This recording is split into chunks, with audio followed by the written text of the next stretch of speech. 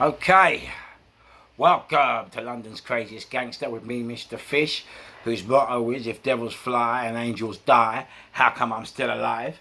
I'm the man standing on a pavement, riding on a bus, sitting on a train, looking at all you people, thinking I wonder what it's like to be you, to wake, to work, to eat, to sleep, to dream, to die. My story's so hot you're going to have to sit in a pool to read it. Okay, here we go, enjoy the show, easy on the mic and mind how you go. Right, knife crime. Everyone's trying to deal with this issue, but it seems that this issue is accelerating further and worse rather than being reduced. The question is why? We keep seeing Sadiq Khan keeps on saying, oh, my heart goes out and prayers to the families. Listen, Mrs. Khan, we don't need your heart and prayers. We need action. We need police officers on the street. We need proper security. We don't need your heart and prayers. Honestly, we've had enough of your heart and prayers. Yeah, we need action. We need action now, not tomorrow, not next, now. And this is the headache of the game. It's blame, and this is now. Why do we need a mayor of London and a government? Because when you have a mayor of London and you have a government, the problem is now they're both blaming each other, so you've got no one to blame. This is a trick that's come over from America, you know, and it's a trick we don't need. Do you understand? And it's a trick that the media are not highlighting. Now, what I want to do today, I want every single person watching this podcast, and everyone, I want you all to tune in to a YouTube channel which highlights all the crime, stabbings and shootings that is going on in London. And I love this guy. I never met him. I'd love to meet him. I'd love to. But his channel is called Scar City News. SCARCITY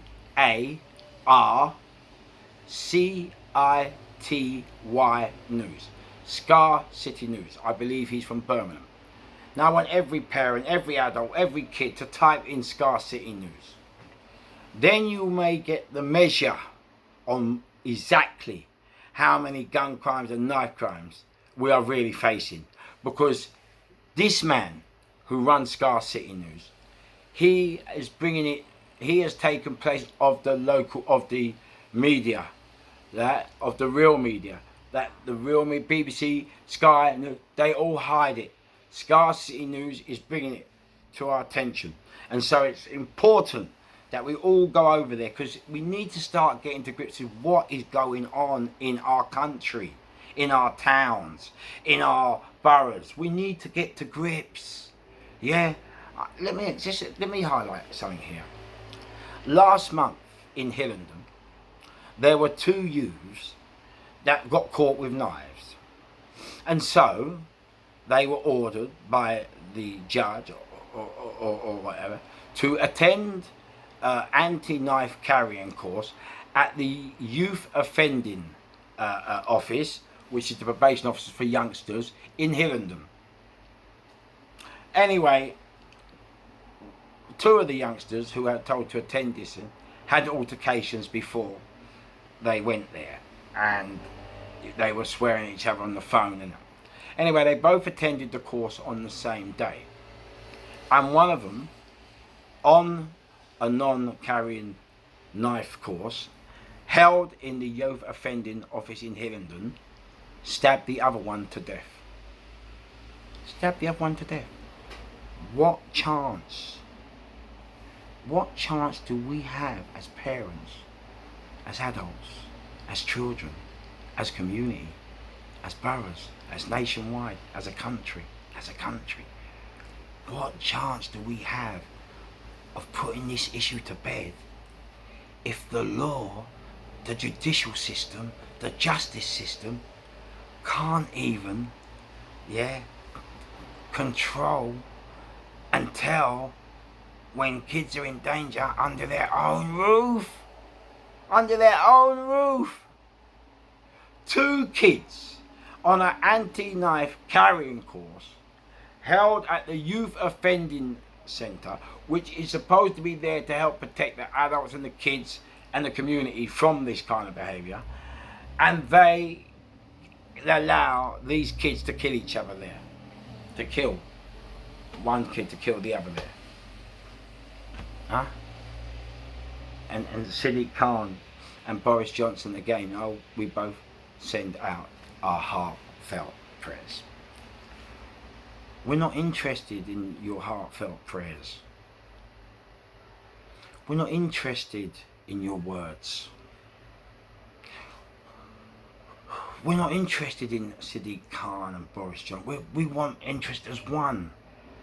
We can't have the London Mayor and the government keep fobbing us off with different reasons. We're not interested in now the restorative justice system. We're not interested. We're not interested in the youth offending system. It's not working. Okay? It's not happening. Okay? And remember now, the government systematically, different governments have been systematically cutting the probation service, cutting the youth offending service, cutting the police, cutting everything we need to face this problem. Instead of adding to it, we're cutting it. And then every time, yesterday, 3 more teenagers got stabbed. 3 more. All got 30 seconds on the news. Yeah. 3 more. Yeah. And you expect the good kids, the hard-working kids, to go out there unprotected. No. You can't expect your kid to go out unprotected. And these kids, yeah, no disrespect, these kids, they don't want to carry a knife, but they're forced to. They're forced to carry a knife. They're scared. Yeah, they're scared. Look, they might come home and say, oh yeah, we've had a good day. They're not telling their parents they're scared.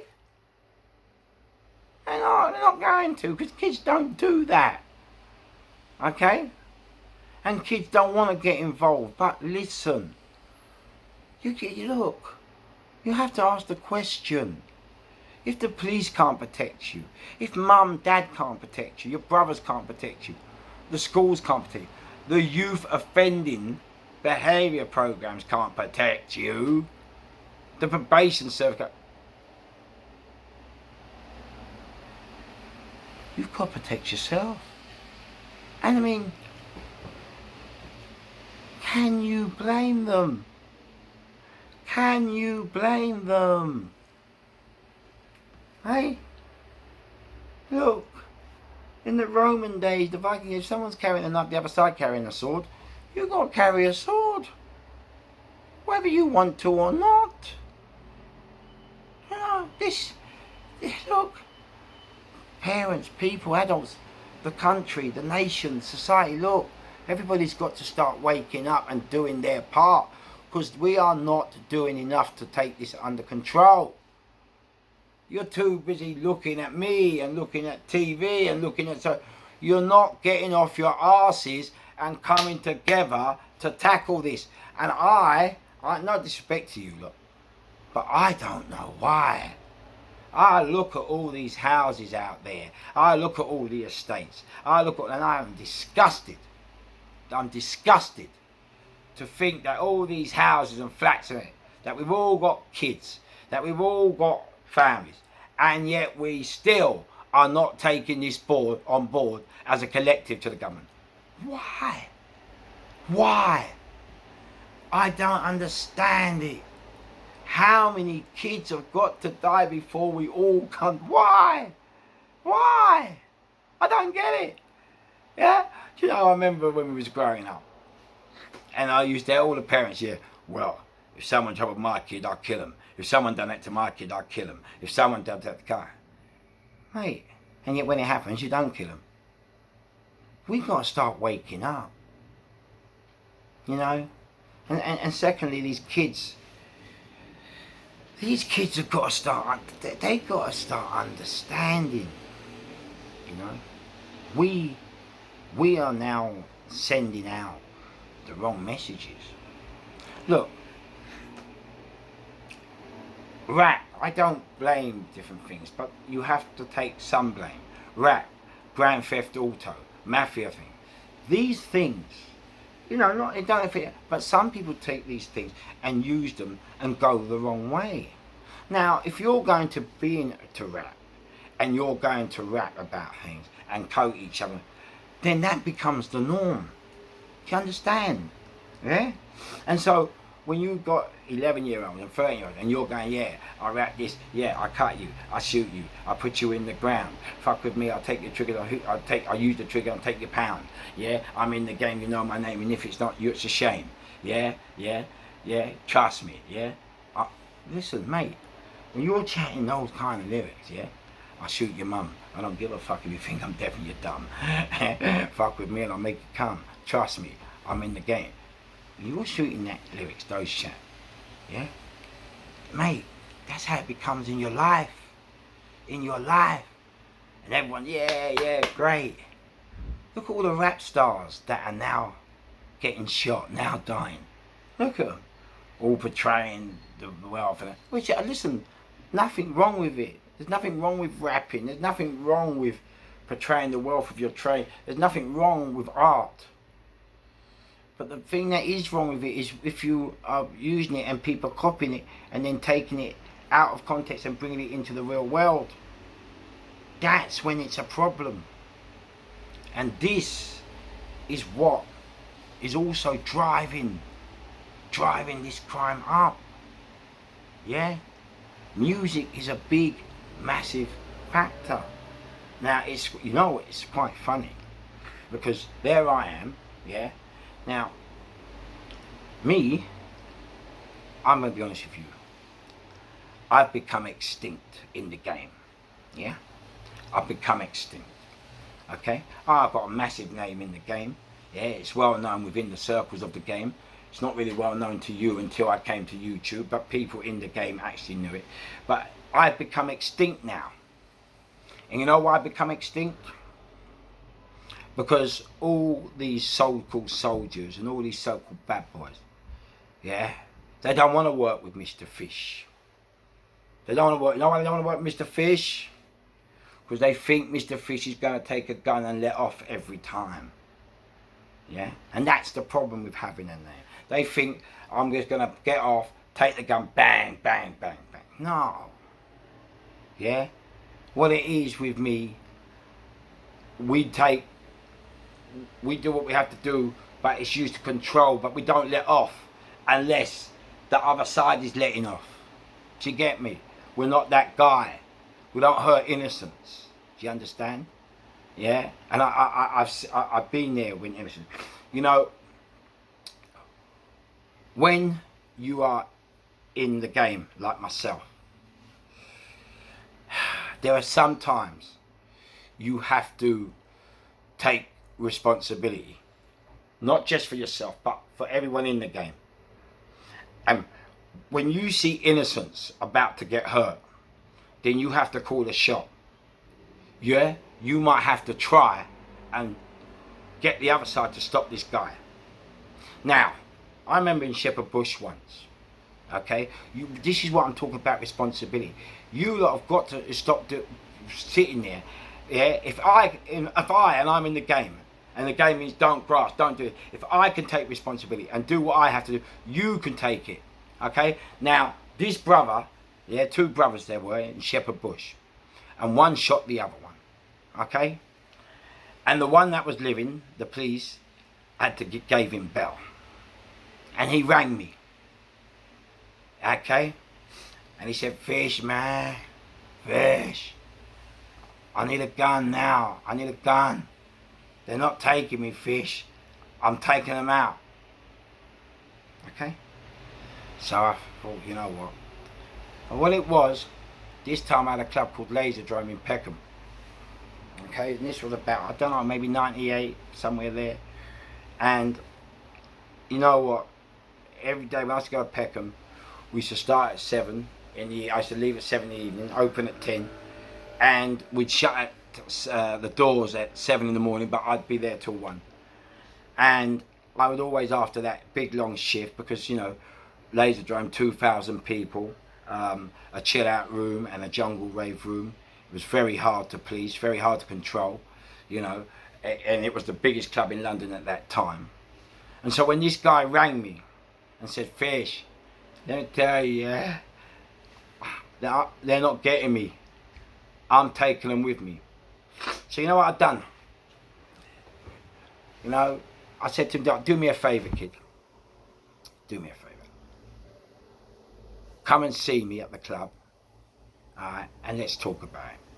Now, the reason I said this to him was because I wanted to see his state of mind. Because you know what, I could tell this guy, listen, he was going to take innocence out. I could tell, yeah? And that's what I'm saying about the game.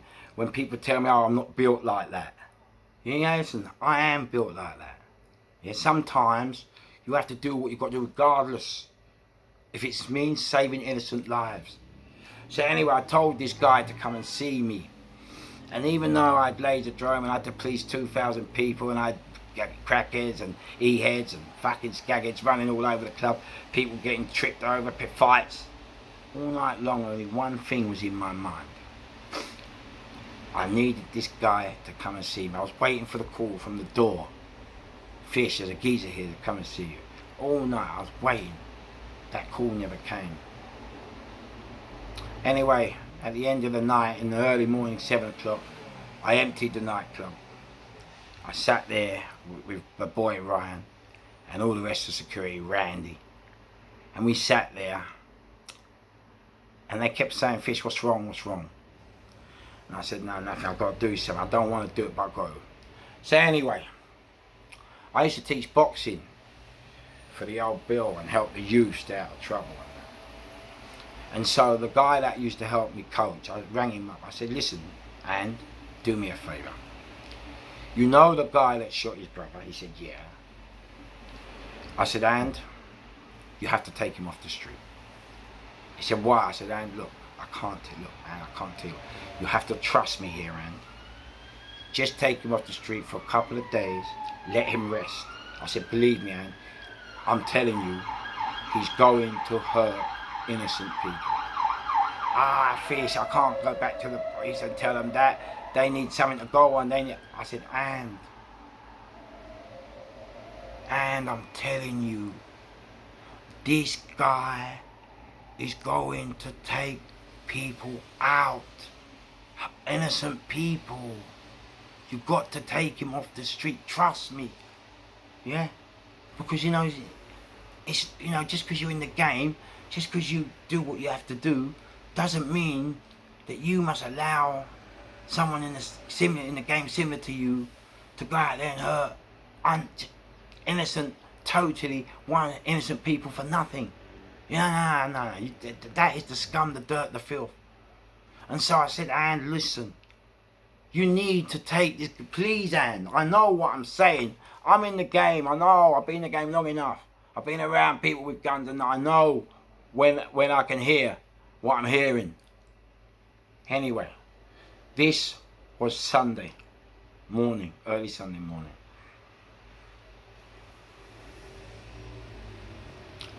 Monday, Glastonbury just started. And if any of you lot don't believe this, you can Google it. At Glastonbury, on Monday in 1998, 8 people got shot. 8 totally innocent people got shot. Why did they get shot? Because Andy wouldn't listen to me, and Andy wouldn't tell his boys to listen to him and take this guy off the street. This guy, the one asked for the gun, went to Glastonbury and blew 8 total innocent people away, who either wounded or dead. That was him. And this is what I'm trying to say to you. Yeah? At least I tried. Yeah? At least I took it upon myself to do the right thing when duty calls. Yeah? You don't need people like myself and other people who have been involved in around guns going around blowing the people away, innocent people, for absolutely no reason. And that is why we all have a call of duty. We all have a duty to do the right thing. Okay? Because you know what? The police can't always do the right thing. CCTV can't always do what it has to do to save you. So it's for you to have to call the right shot when it's time. 8 people got shot. You know?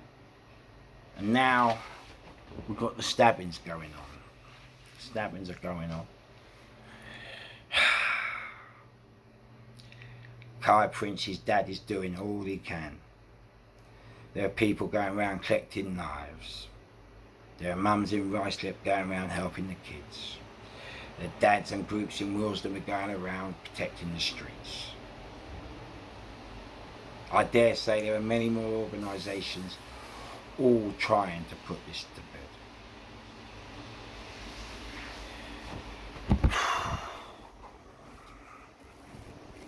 It's not enough. We need every single parent to participate. Look, we need to create a national voice. I can't keep telling you, look, I know what I'm talking about, but I don't have the mindset, the skills necessary. So I need someone out there, or a group of people out there, to call me and help me take this on board. We need to petition every school, every nursery, every primary school, every secondary school, every college, every university, every place of learning. We need to make a nationwide, countrywide petition. Alright, so we can create a national voice. And so we have to force the government, force the DCAR, force the mayors in to listening to us and implementing our demands, putting more police on the street and reopening the police stations they shut down. Do you know, the other day, I was walking down Uxbridge Road in Shepherd Bush at 1 in the morning. A bus driver was in trouble. She had her sirens blaring, the bus alarm. So as usual, being the man I am, I went on and I said, look, is it alright? And I realised it was just a couple arguing, so there was no life threat. So I thought, you know what, I'll see, but if I see a police car, I'll flag it down. Do you know, I walked from there, she was outside Shepherd Bush Police Station. She was parked outside Shepherd Bush Police Station, which had been shut down. Shut down. And there she was, alarm distress signal going out to the world, right outside the police station. It was no longer there. Right? Sadiq Khan, what are you going to tell me? Boris Johnson, oh, our hearts and thoughts and prayers go out to the bus driver.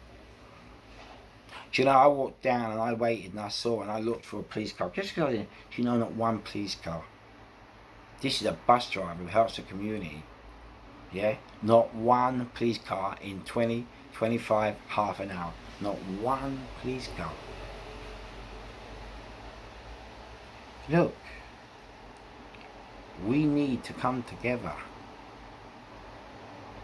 This is not about blaming yourselves.